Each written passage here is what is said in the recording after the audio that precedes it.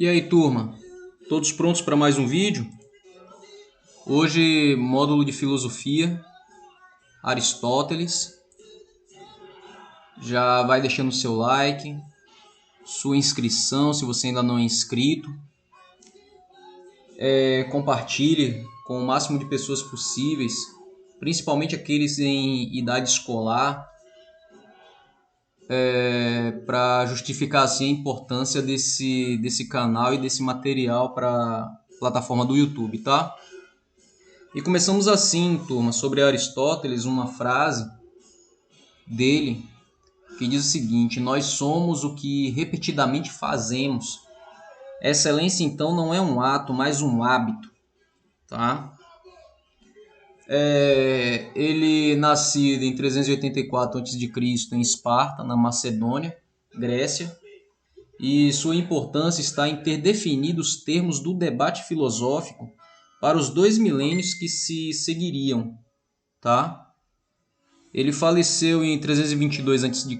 em Calcis, Eubeia, também na Grécia. Ele é considerado o primeiro sistematizador. Aristóteles, discípulo da Academia de Platão, é o mais moderno dos filósofos antigos. Ele foi o primeiro a insistir que a busca do conhecimento deveria ser dividida em áreas distintas, determinadas por focos de investigação. Assim, por exemplo, ele distinguia a filosofia, atualmente aquilo que geralmente chamamos de ciência, e a metafísica, aquilo que atualmente chamamos de filosofia. Então ele consegue distinguir ou separar aquilo que antes era estudado tudo no mesmo grupo. Foi o primeiro filósofo a insistir na coleta de dados e da investigação empírica sistemática, determinando dessa forma um impulso para o desenvolvimento de certo tipo de método científico, que é a investigação, método muito utilizado, principalmente no campo das dissertações, né? E ele tem um contraste com Platão, sendo que o interesse de Aristóteles pelo funcionamento do mundo material era indicativo de sua abordagem filosófica geral. Em contraste com Platão, que pretendia que a experiência de nosso mundo cotidiano fosse apenas uma pálida cópia da esfera das formas perfeitas, Aristóteles acreditava que a realidade última reside nos objetos físicos, os quais podemos conhecer pela observação. Assim, empreendeu extensivo estudo biológico, examinando mais de 500 espécies de animais. Além de filósofo, Aristóteles também se dedicava à biologia. Como é próprio de sua época, Aristóteles ele também comete erros e antecipações. Acreditava, por exemplo, dentro dos erros cometidos nos seus estudos, que a atividade do pensamento estava concentrada em torno do coração e não do cérebro. Aristóteles também trouxe contribuições que prefiguraram avanços posteriores em nosso entendimento do mundo vital. Talvez o mais impressionante tenha sido o invento de um sistema para a classificação dos animais, que até então não existia, e esse sistema, esse invento, essa classificação dos animais, ele vai antecipar ou vai servir de base para o sistema de Linneu, que só surgiu 2000 anos depois de Aristóteles, tá? Aquela classificação dos animais como vertebrados, invertebrados, mamíferos, não mamíferos, isso aqui já foi antecipado pelo próprio Aristóteles. Provavelmente, por causa do seu interesse pelo mundo vivo, ele pensou que seria possível explicar a existência das coisas em termos de suas funções. Isso é, em termos do papel que eles desempenhavam para se alcançar determinadas metas. Assim, por exemplo, um animal tem pulmões para poder levar o ar ao coração, onde é aquecido e depois transformado em pneuma, a força da vida vital ao corpo. Estendendo essa análise aos seres humanos, na visão de Aristóteles, somos constituídos por certos princípios internos que sugerem que nossa função principal é raciocinar. E isso é uma análise combinatória da filosofia e da biologia. Por ser filósofo e biólogo, ele consegue associar as duas coisas e aplicar assim nas suas pesquisas investigativas, né? E ética e razão, que vai ser outra combinatória geradas por Aristóteles.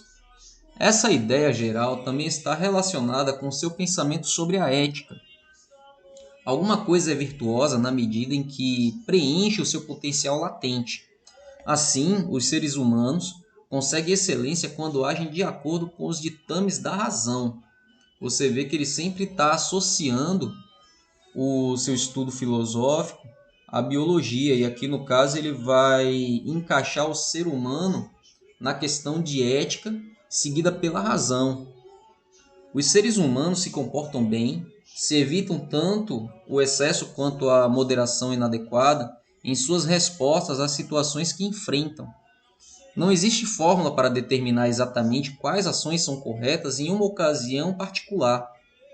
É mais uma questão de pesar cuidadosamente as respostas adequadas à luz das circunstâncias particulares. A depender de uma situação, você pode tomar uma decisão que, para quem está olhando de fora, é descabida. Mas, dentro da sua situação enfrentada, você vai tomar a melhor decisão que você acha, o que você julga, dentro de uma ética racional. Consequentemente, gente, todo pensamento filosófico de Aristóteles ele é provado ser um pensamento em eterna construção, tá? Sendo que esse breve esboço que nós fizemos aqui do pensamento desse filósofo apenas arranha muito pouco a superfície de sua contribuição para a filosofia. As suas obras no campo da lógica, da metafísica, da política, da ética, da biologia, da psicologia, entre outros assuntos, continuam ainda hoje a permear os termos do debate filosófico, sendo que filosofia é o ato de pensar, de questionar, de avaliar, tá? E finalizando, uma das doutrinas do próprio Aristóteles era a doutrina do equilíbrio, que mostra que qualquer virtude considerada residente entre dois extremos, um envolvendo deficiência e o outro o excesso. Assim, a virtude da coragem reside no meio termo entre a covardia e a agressividade. Então entre a covardia, entre ser covarde e ser agressivo, você cria a coragem nesse meio termo. É muito semelhante, por exemplo, ao desejo e ao respeito, que nesse meio termo pode surgir o amor e tantos outros exemplos, tá? Turma, esse foi o nosso vídeo de hoje. Espero que ele tenha sido útil e produtivo para vocês. Não se esqueça de deixar o seu like, não se esqueça de se inscrever, de compartilhar e vamos juntos alcançar o máximo de pessoas possíveis, de alunos possíveis com essa plataforma, tá? Conto com vocês e até a próxima!